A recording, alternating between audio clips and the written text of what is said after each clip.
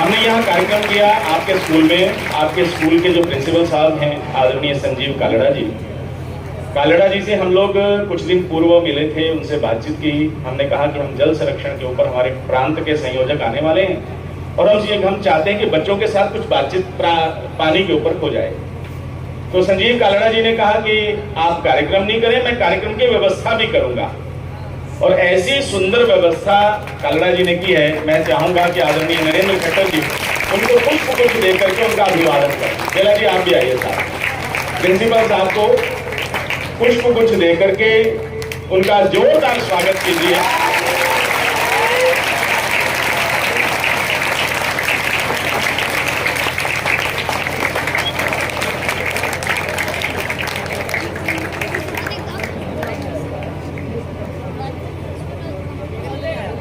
अच्छा, कुछ जो मेरी बहनें सामने जो टीचर्स के रूप में यहाँ देख रहा हूँ, बहनों को गर्मी भी लग रही है और निरंतर खड़ी हैं। और मेरी प्रार्थना है कि यदि आप बैठ सकें तो कोई आपत्ति नहीं, बैठ जाइए। मैंने प्रिंसिपल साहब से एक निवेदन किया था। हम लोगों ने ना जल बचाओ के ऊपर बहुत कार्यक्रम किए हैं बच्चों, मैंने और बेला जी ने, लेकिन हमारा समय रहता था कि हम चाहते थे कि 1 घंटे में हमारा कार्यक्रम संपन्न हो जाए। लेकिन इसके बीच में आपकी नाटिका भी आई, आपकी नाटिका को भी हमने देखा। प्रिंसिपल साहब ने अभिनंदन बहुत अच्छा किया, तो समय बड़ी तेजी से दौड़ता चला गया। अब मैं देख रहा हूं कि 11:15 बज गई है, 9:30 बजे से कार्यक्रम प्रारंभ हुआ है। अच्छा, आप बताइए कि कितनी देर मैं आपके साथ बातचीत करूं कि आप मुझे सह सकें? कितनी देर? 15 मिनट, 20 मिनट, आधा घंटा, 10 मिनट, 5 मिनट? 5 मिनट में मैं धन्यवाद करके बैठ सकता हूं। 2 बजे तक? अच्छा, ताकि क्लास से जान छूट जाए। अरे वाह! अच्छा, जिस टीचर ने होमवर्क दिया होगा और वो होमवर्क हमने किया नहीं होगा, तो आज तो धन्यवाद प्रिंसिपल साहब का। अरे ऐसे ऐसे लोग बुला दिए, सबको बार बार 2-2 बार बुलाओ, सब 2-2 बार बोले ताकि हमारी 2 बजे। चलिए, मैं अपनी बात को इसी तरह से आपके साथ रखने वाला हूं। मैं एक विधा का निर्वहन कर लूं, उसके बाद मैं अपनी बात को प्रारंभ करूंगा। हमारे आज के इस सभागार में जल संरक्षण अभियान के कार्यक्रम में हमारे भारतीय जनता पार्टी के माननीय प्रदेश संयोजक आदरणीय श्रीमान नरेंद्र खट्टर जी, इस कार्यक्रम की जिला की संयोजिका हमारी भारतीय जनता पार्टी महिला मोर्चा की प्रांत की कोषाध्यक्ष और करनाल जिला प्रभारी आदरणीय बेला भाटिया जी, बहन बेला भाटिया जी, हमारी इंदु कुकरेजा जी, हमारे मंडल के अध्यक्ष विजय जी, हमारी यहाँ की पार्षद हमारी बेटी कोमल जी और आदरणीय प्रिंसिपल साहब और यहाँ उपस्थित जितनी टीचर्स मैं देख रहा हूँ, आप सबको निवेदन, आप सबको अभिनंदन, आप सबको वंदन, आप सबको प्रार्थना करते हुए मैं अपनी बात को प्रारंभ करता हूँ। एक बार हम सब मिलकर के जिस मिट्टी पर हम लोग बैठे हैं, मिट्टी अर्थात भूमि, अर्थात धरा, धरती माता, मातृभूमि, इस मातृभूमि को हम लोग वंदन करना चाहते हैं। करें क्या? कौन कौन करेगा मेरे साथ? सभी करेंगे। एक हाथ क्यों? दोनों हाथ उठाओ। अच्छा, एक बात सुनो भाई, आपने हाथ खोलना नहीं है, ऐसे नहीं करना, ठीक है?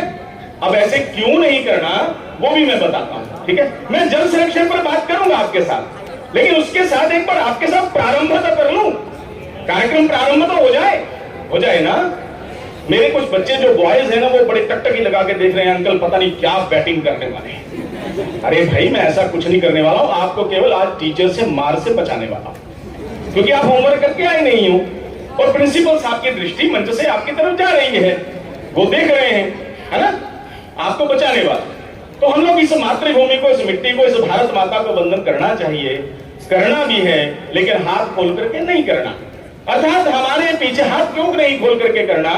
हमारे पीछे किसी ने रिवॉल्वर रख दिया और कह दिया हैंड्स अप, तो हमने हाथ खोल करके समर्पण कर दिया। समर्पण करना है क्या? नहीं ना। भारत माता का जय घोष तब होना चाहिए, भारत माता का जय घोष तब बोलना चाहिए जब हमारे रक्त के कण कण के अंदर ऊर्जा का संचार होने लगे। भारत की बेटी, भारत की माता, भारत की बहन, भारत का भाई, भारत का बच्चा, भारत का बंधु, एक एक व्यक्ति के हृदय में, एक एक व्यक्ति के कण कण में रक्त का संचार ऐसे दौड़े लगे कि पूरे विश्व के अंदर आज महावीर आदर्श के बच्चों ने हुंकार भर दी है और भारत माता का जय घोष कर दिया है। बोलिए भारत मेरे कहने के बिना ही मुट्ठी बांध दी है ना। मुट्ठी बांधने से ऊर्जा का संचार होता है, मुट्ठी बांधने से हमारे अंदर शक्ति आती है ना। आपने माँ दुर्गा की मूर्ति देखी है? ये मेरी बेटियां बैठी देखी है ना। दुर्गा माता के हर हाथ के अंदर कुछ ना कुछ होता है। क्या क्या होता है? क्या क्या होता है? त्रिशूल होता है, गदा होती है, शंख होता है, और क्या होता है? खड़ग होती है ना। तो उसको कैसे पकड़ते हैं हम लोग? ऐसे पकड़ते हैं, है ना। इसलिए मुट्ठी बांधी जाती है। उठाइए दोनों हाथ, मुट्ठी बांधिए, भुजा सीधी, कोनी टेढ़ी मेढ़ी नहीं। भारत माता की, भारत माता की, वंदे वंदे। अब हाथ नीचे कर लीजिए। हम लोग आज जिस कार्यक्रम के अंदर हम लोग आए हुए हैं, यहां पर कुछ स्लोगन लगे हुए हैं। बेला आंटी ने कुछ स्लोगन बना करके यहां लगाए हुए हैं। देखिए, ये पहला स्लोगन पढ़िए। आगे वाले नहीं, पीछे गर्दन पूरी घूम जाएगी। ऐसा ना हो कि मम्मी को जाके कहो कि अंकल ने पूरी गर्दन घुमा दी थी, गर्दन में दर्द आ गया। आगे वाले नहीं, जिनको बड़ी आसानी से दिख रहा हो वो देखिए। जल की एक बूंद जिंदगी की, जल की एक बूंद जिंदगी की। अर्थात यदि इस भूमि के नीचे जल समाप्त हो गया, अर्थात यदि इस भूमि के नीचे पानी नहीं रहा, तो एक बूंद के लिए भी यदि हम तरसने लगे तो हम जीवित नहीं रह पाएंगे, है ना। इसलिए हमें एक एक बूंद को बचाना है। और कल से क्या करना है बच्चों ने घर जाकर के? आज से नहीं, कल से, क्योंकि आज तो हो चुका होगा। कल से जब आपके पापा घर में शेव करने लगे तो उनको शेव नहीं करने देंगे, उनका हाथ पकड़ेगा, उनके हाथ से मग्गा छीन लेना है। पापा कहेंगे ऐसा क्यों कर रहे हो? कह रहे नहीं, अंकल ने कहा था जल की एक बूंद जिंदगी की, और आप तो पूरा मग्गा खराब करने वाले हो। दाढ़ी का रिवाज है, दाढ़ियां रखनी शुरू कर दो, है ना। ऐसा करेंगे क्या? तो फिर क्या होगा? क्या होने वाला है? जब कोई मेरी बेटी या मेरा कोई बेटा अपने पापा के हाथ से मग्गा छीनेगा और उसको शेव नहीं करने देगा, तो फिर क्या होगा? है पिटाई नहीं होगी, फिर तांडव होगा, है? फिर तांडव होगा। फिर क्या लगेगा? चांटा। क्या बात है, कितना अनुभव है आप लोगों का ना। इसका मतलब सबने पापा से चांटे खाए हुए हैं, है ना, है ना। हाँ, तो ऐसा नहीं करना। पापा ऐसा कहें तो भाई जो जल की एक बूंद जिंदगी थी, वो दत्ता अंकल आए थे, उन्होंने कहा था जल की एक बूंद जिंदगी की, आपने जल वेस्ट नहीं करना। हाँ, यदि आपके पापा शेव करते हुए टैप को खोल करके और अपनी दाढ़ी बनाने लगे, अपना ब्रश लगाने लगे और पानी की टूटी खुली रह जाए, तो दौड़ करके उस टूटी को बंद करना और अपने पापा को कहना, पापा आने वाले 20-30 सालों के बाद इस भूमि के अंदर जल नहीं रहने वाला है। इसलिए अंकल ने कहा था जिंदगी जल की एक बूंद जिंदगी की, एक एक बूंद यदि हम आप बचाने लगेंगे तभी इस धरती के नीचे से जल बचेगा। जैसे नरेंद्र अंकल ने सारी बात आपको बताई, जल का कैसे हम सेव कर सकते हैं। यहां तक अंकल ने बताया कि एसी के अंदर से जो निकलने वाला जल है, एसी के अंदर से निकलने वाला जल है, उस जल को भी आप पौधों को डाल सकते हो। आप पौधों में आप वैसे पानी डालते हो, पर अगर आपको एसी के नीचे से निकला हुआ जल मिल जाए तो वो जल आप पौधों को डाल सकते हो। तो कम से कम वो बाल्टी जो आपने भर के डालनी थी वो बच गई ना। तो ये अंकल ने आपको बताया। दूसरे स्लोगन को पढ़ो, इधर वाले मत पढ़ो, उधर वाले पढ़ो, पीछे वाले। भाई मास्टर जी जरा इन बच्चों को भी थोड़ा सा आगे ले आइए। ये जो बच्चे धूप में बैठे हैं, ले आइए मेरे पास, ले कोई बात, मैं थोड़ा और पीछे हो जाऊंगा। ले आइए प्लीज, बच्चों को धूप से हटा करके कृपया। जो भी बच्चियां हैं, मेरी बेटियां इधर आ जाइए, आ जाइए बेटा, आ जाइए मेरे बच्चों, यहां आ जाओ, आगे आ जाओ बेटा, आगे आ जाओ। मैं आपको धूप में देख रहा हूं तो मुझे बहुत महसूस हो रहा है। आगे आगे चलो, आगे सारी जगह ले लो, यहां भी ले लो, इधर इस टेंट के नीचे भी ले लो बेटा, ले लो सारी जगह मेरे बच्चों। जिन जिन बच्चों पे धूप आ रहा है आ जाओ, सारी जगह ले लो बेटे, सारी जगह। देखो मैंने तो डाइस भी पीछे करा दिया, अभी ये भी जगह बच जाएगी।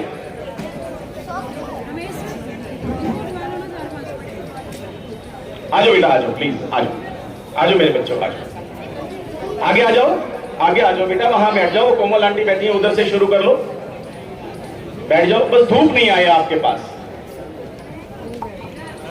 बस ज्यादा देर नहीं, 10-15 मिनट, बस 10-15 मिनट में हम समापन कर देंगे। 9:30 शुरू हुआ था, थोड़ा सा लेट हो गया, कोई बात नहीं। बैठ जाओ बेटा, बैठ जाओ, बैठ जाओ। हाँ, दूसरा स्लोगन कुछ बच्चे पढ़ रहे थे, क्या लिखा है वहां? 2040 तक पानी समाप्त हो जाएगा। कब तक? 2040 तक। हम कहां हैं आज?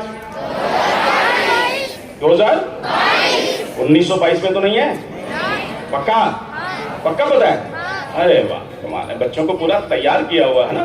तो 2022 में हम आज हैं, 2040 में पानी समाप्त होगा, तो कितने साल बचे हमारे पास?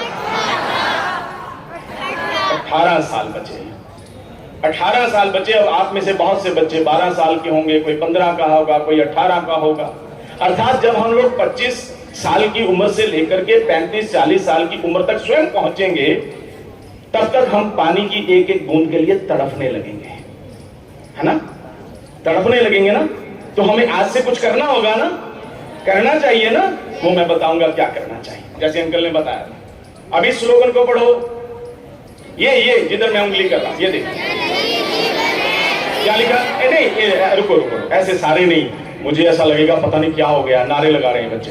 एक बच्चा बोले, एक बच्चा, एक बेटी खड़ी हो जाएगी। बेटी आप खड़े हो जाओ।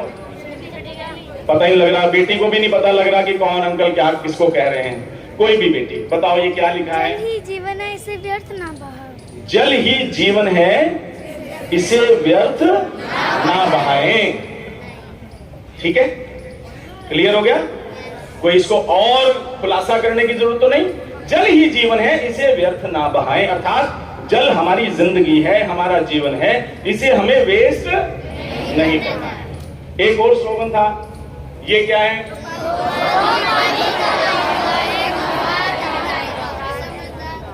इस पर लिखा है, जो पानी को बचाएगा वो समझदार, और जो पानी को नहीं बचाएगा हाँ वो क्या क्या कहलाएगा? बेवकूफी। अच्छा, बेवकूफ के प्रायवाची किसको आते हैं? प्रायवाची पढ़ते हो ना? प्रायवाची शब्द तो आते होंगे, है ना? जैसे नयन, नेत्र, चक्षु, है ना? आंखों के प्रायवाची। तो बताओ कौन बताएगा? समझदार कहलाएगा जो पानी को बचाएगा, और जो नहीं बचाएगा वो बेवकूफ। उसके प्रायवाची ढूंढो। मूर्ख, वाह, और ना समझ, अरे वाह, और 2 हो गए। एक और बता दो, 3 तो चलते ही हैं। बुद्धू, अरे वाह, क्या बात, क्या बात, देखा? अच्छा, अब सुस्ती तो नहीं आ रही ना? आनंद आ रहा है ना? अच्छा, अब लग रहा है ना कि हम बच गए आज टीचर की मार से? अभी अर्चना मैडम कह के गई, साक्षरता बहुत जरूरी भविष्य का करती है निर्माण, आओ मिलजुल कर चलाएं सर्व शिक्षा अभियान। अर्थात हम लोग सभी पढ़ें। शिक्षा के बिना जीवन में व्यक्ति आगे नहीं बढ़ सकता। लेकिन खाली शिक्षा ही नहीं, शिक्षक के बिना भी आगे नहीं बढ़ सकता। ये टीचर्स जो खड़ी है ना, आप लोग तो मस्ती में बैठे हुए हो, बड़े हंस रहे हो, दांत फाड़ रहे हो, अंकल के साथ कन्वर्सेशन चल रहा है ना? लेकिन टीचर्स का सोचो, जो आपसे पहले घर से तैयार होकर के निकलती होंगी, आपसे पहले क्लास में पहुंचती होंगी, प्रिंसिपल साहब के आदेशानुसार जिस तरह से दिशा निर्देश होता है स्कूल का, प्रोटोकॉल का, उसका पालन करती हुई पहले पहुंचती होंगी, है ना? फिर आपको पढ़ाती होंगी, फिर आपको होमवर्क देती होंगी, फिर कभी ना कभी आपको डंडे भी लगाती होंगी, है ना? बेटियों को तो नहीं लगती होंगी, लेकिन ये बॉयज को मैंने भी बहुत खाए हैं यार, ऐसी कोई बात, बहुत खाए, मुर्गे भी बने हम लोग। बस ये है कि उस समय में, अब समय थोड़ा बदल गया होगा। उस समय हम लोग जब मुर्गा बनते थे ना, तो हमें टीचर कहते थे नहीं, मुर्गा बन और साथ में आवाज भी निकाल कुकड़ू की तरह, है ना? आज कहते नहीं होंगे, जमाना बदल गया, मॉडर्नाइज हो गए हम लोग, आधुनिक हो गए। है ना बेटा? शिक्षक आपके जीवन के निर्माण के लिए रात दिन सोता नहीं बेटा। शिक्षा बहुत जरूरी भविष्य का करती है निर्माण। आओ मिलजुल कर चलाएं सर्व शिक्षा अभियान। शिक्षा जीवन को बहुत कुछ देती है, लेकिन शिक्षक से शिक्षा का दान मिलता है और शिक्षा से व्यक्ति को सम्मान मिलता है। शिक्षा विवेक का निर्माण करती है, लेकिन शिक्षक ही बुद्धि का आह्वान करती है। शिक्षक सुपात्र है आदर और मान का, अगर समझे तो शिक्षक का दर्जा है भगवान का। शिक्षक कभी व्यर्थ में क्रोध नहीं करता है। शिक्षक कभी व्यर्थ में क्रोध नहीं करता है। परिणाम की चिंता में हजारों बार जीता है, हजारों बार मरता है। शिक्षक शिष्य को भविष्य का मार्ग दिखाता है। शिक्षक स्वयं को छोड़ विद्यार्थी की प्रतिष्ठा चाहता है। और शिक्षक, आज समय क्या है? आज समय बदल गया। एक समय था जब शिष्य गुरु की चरण रज था लेता। चरण रज किसको बोलता है? कोई बेटा बताए, बेटी नहीं। बेटियों को चरण छूने का अधिकार नहीं है। बेटियों को नमस्ते करने का अधिकार है। बेटों को चरण छूने का अधिकार है। यह परमात्मा ने और भारत की संस्कृति ने इसको निर्माणित किया है। बताओ कोई बेटा खड़ा होकर के, खाली हंसना नहीं है, मेरे से बातचीत भी करनी है। खड़े हो कोई व्यक्ति। अरे वाह, एक बार ताली बजाओ बेटे। नाम क्या आपका? हिमांशु ने बताया चरण रज। रज का मतलब है धूल, रज का मतलब है मिट्टी के कण, और चरण का मतलब है पांव, है ना? एक समय था जब शिष्य गुरु की चरण रज था लेता, पर वर्तमान में नमन के बदले हेलो हाय देता। आज बड़े बड़े कॉलेजों में, दिल्ली में, अपने पानीपत में तो मुझे लगता है कि स्कूल में तो ऐसा नहीं होगा, लेकिन मैंने बहुत से हिंदुस्तान के स्कूलों का भ्रमण किया है। बहुत सारे स्कूलों में मेरा वक्तव्य रहा है। बहुत सारे स्कूलों में मैं उद्बोधन देने के लिए कहां गया हूं। मैंने खुद देखा है, कॉलेजों में देखा है। टीचर को वंदन नहीं करते, टीचर को ऐसे ऐसे करते हैं, ऐसे। और इंग्लिश का भी उच्चारण देखिए उनका, इतना इंग्लिश का उच्चारण ऐसा जैसे कहीं इंग्लैंड से जूठा खा करके आए। अपने भारतीय इंग्लिश का भी उच्चारण करने में शर्म आती। टीचर सामने से आ रही है या आ रहा है, स्टूडेंट सामने से आ रहा है, हाथ में किताबें हैं, कॉलेज में या स्कूल में पढ़ने जा रहा है। मैंने +2 के बच्चों को अपनी आंखों से देखा है। वो बच्चा टीचर को देखकर hi hi ma'am, how are you भी पूरा बोलते नहीं।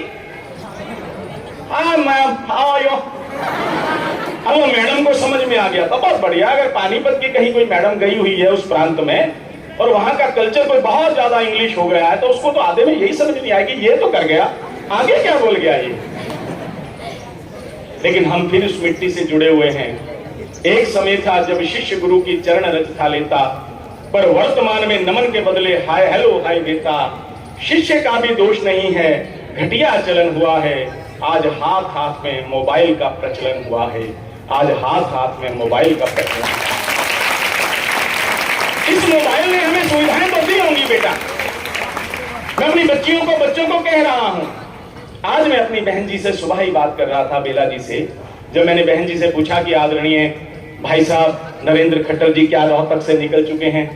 मेरे पास भी फोन नंबर था, लेकिन मैंने उचित नहीं समझा, क्योंकि वो प्रांत के संयोजक हैं। इस कार्यक्रम के मुख्य व्यक्ति वही हैं, आज मुख्य अतिथि वही हैं, और जिला के संयोजक हमारी बेला जी हैं। तो मैंने कहा कि बेला जी का संवाद उनसे चल रहा है, तो बेला जी अपने तौर पर बातचीत कर रही होंगी। तो मैंने बेला जी से पूछा कि बहन जी आपकी बात हो गई क्या? कह लगे हाँ मेरी भाई साहब से बात हो गई, भाई साहब वहां से चल चुके हैं, निश्चित समय पर यहाँ पर पहुंचने वाले हैं।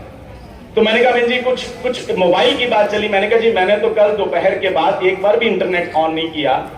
मैंने फोन जरूर रखा है, कल से मैंने दोपहर के बाद से फोन अपने से बहुत दूर रखा है।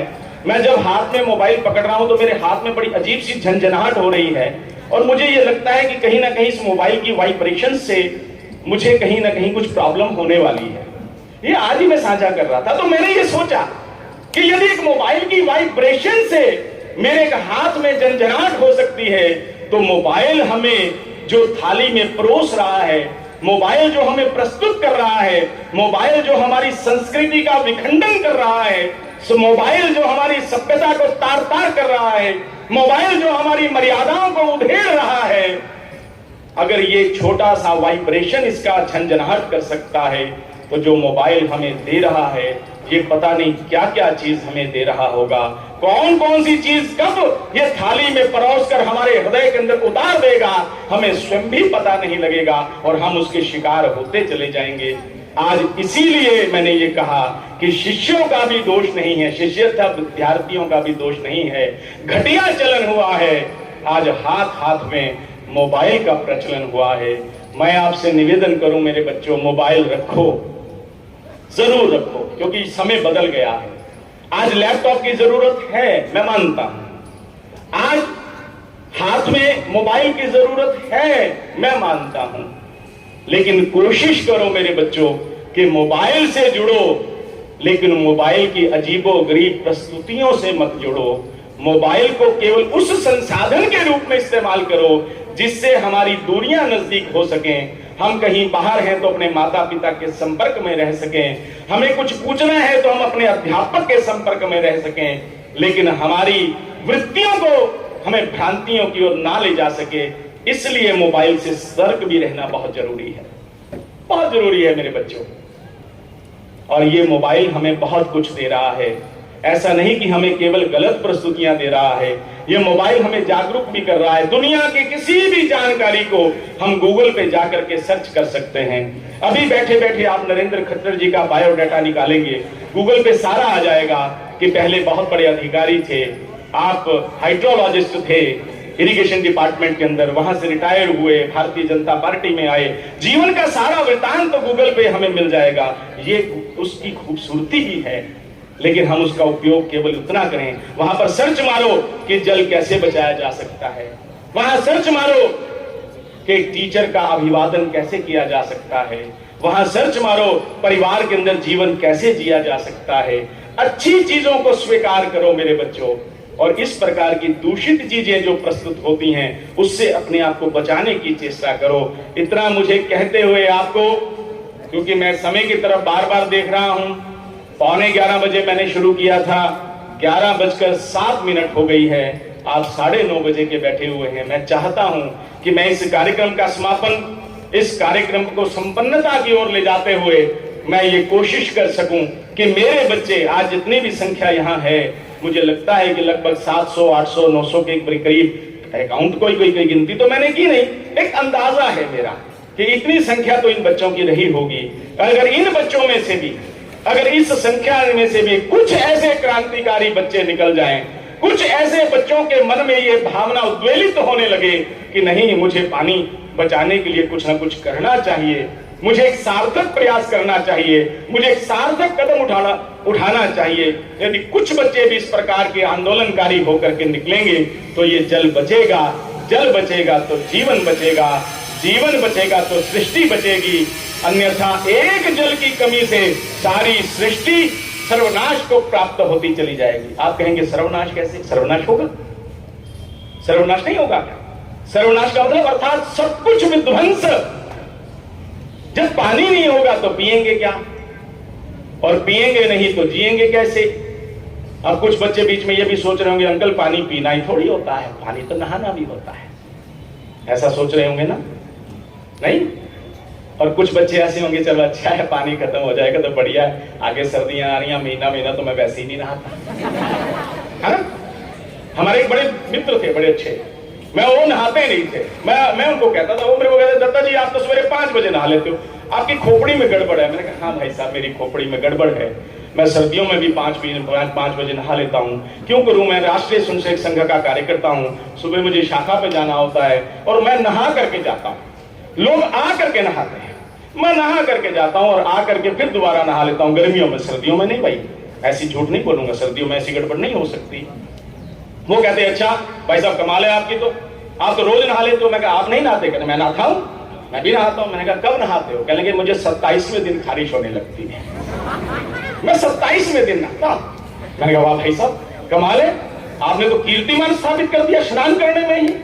तो इस प्रकार के भी कुछ मेरे लाडले, मेरे प्यारे बच्चे होंगे मैं बेटियों की बात नहीं कर रहा हूँ, बेटियां तो बहुत स्वच्छता की ओर चलती हैं। आप कहेंगे अंकल बार बार बेटियों को क्यों कह रहे हैं, बेटियों की इतनी तारीफ क्यों? अरे भाई मुझे पता है, मेरी भी 2 बेटियां हैं, मेरी 2 बेटियां हैं, और मैं उन अपनी दोनों बेटियों के जीवन को देखता रहता हूं कि किस तरह से डिसिप्लिन है उनकी लाइफ। बेला जी जानते हैं सुबह किस तरह से समय पे उठना, किस तरह से समय पे उठ करके अपनी मम्मी का सहयोग करना, फिर पढ़ाई करना, है ना। और मैं उन बच्चों को देखता हूं तो मुझे अनुभव वही है, लेकिन मैं बच्चों को जानता हूं, मेरे बहुत से ऐसे नटखट बड़े लाडले कृष्ण गोपाल, है ना, बच्चों को हम कृष्ण गोपाल भी कह देते हैं, ऐसे नटखट होंगे। नटखट मैं कह रहा हूं, कृष्ण गोपाल कह रहा हूं, ऐसा नहीं कह रहा हूं कि पड़ोसी के घर में जाके फ्रिज में निकाल के मक्खन खा लो। अंकल मुझे कृष्ण गोपाल कह गए थे, जब दत्ता अंकल ने मुझे बना ही दिया कृष्ण गोपाल, तो कृष्ण गोपाल के सारे काम करूंगा। पड़ोसी के घर जाऊंगा, चुपचाप फ्रिज खोलूंगा, उसके अंदर से चम्मच मार के मक्खन निकालूंगा और मुंह पे मल करके और आधा खा करके दौड़ के आऊंगा। ऐसा नहीं करना। नटखट अर्थात बच्चों को कहते हैं कृष्ण गोपाल। ऐसे बहुत से बच्चे होंगे जो स्नान करके नहीं आते होंगे, कल से स्नान करना शुरू करना, लेकिन पानी को तय करना कि एक ही बाल्टी से स्नान करना। ऐसा नहीं कि टैप खोल करके उसके नीचे बैठे, आनंद आ गया।